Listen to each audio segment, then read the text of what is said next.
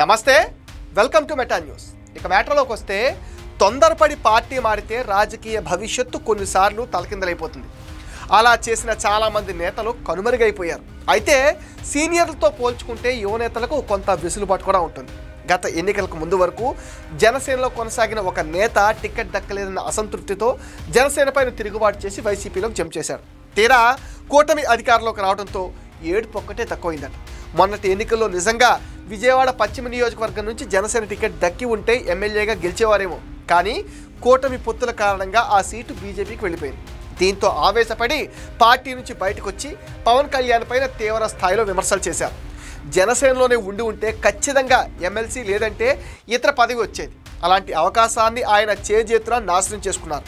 పోనీ మారిన పార్టీలోనైనా ఆయనకు వచ్చే ఎన్నికల్లో టికెట్ దక్కుతుందా అంటే అది కూడా డౌట్గానే ఉందట. విజయవాడ పశ్చిమ నియోజకవర్గానికి పోతిన మహేష్ రాజకీయ భవిష్యత్తు పైన ఆసక్తికర చర్చ జరుగుతుంది.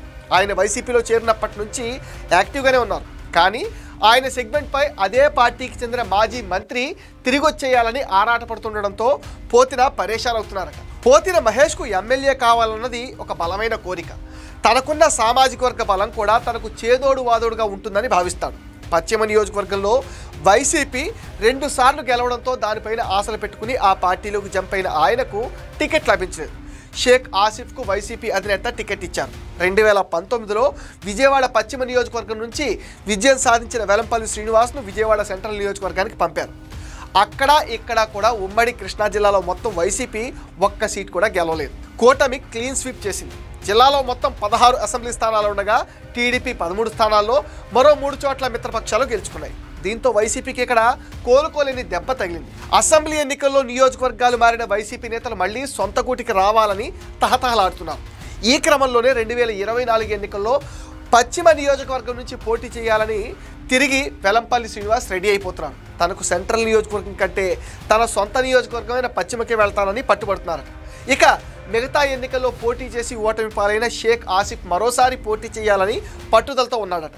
దీంతో పోతిన మహేష్కు టెన్షన్ పట్టుకుందట. విజయవాడ పశ్చిమ నియోజకవర్గంలో వైసీపీ 2 సార్లు గెలిచింది. వెలంపల్లి ఒకసారి పీఆర్పీ నుంచి మరోసారి వైసీపీ నుంచి గెలుపొందాడు.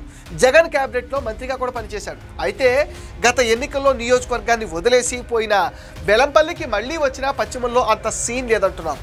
ఇటు ఇదే నియోజకవర్గం నుంచి కూటమి ప్రత్యర్థిగా ఎన్నికల బరిలో నిలిచి ఓడిన వైసీపీ అభ్యర్థి షేక్ ఆసిఫ్ జాడే కనుమరుగైపోయింది. ఓడిన నాటి నుంచి ఆయన ప్రజలకు పెద్దగా మొహం చూపించింది లేదు. ఇక ఎన్నికల సమయంలో తెగ హడావుడి చేసిన ఈ మహేష్ ఇక ఆ తర్వాత ఈ నియోజకవర్గ ప్రజల తరఫున మాట్లాడింది కూడా లేదు. ప్రభుత్వాన్ని నిలదీసింది కూడా లేదు. అయినా టికెట్ కోసం ఇప్పటి నుంచే వైసీపీ నేతలు కుస్తీలు పడుతున్నారు.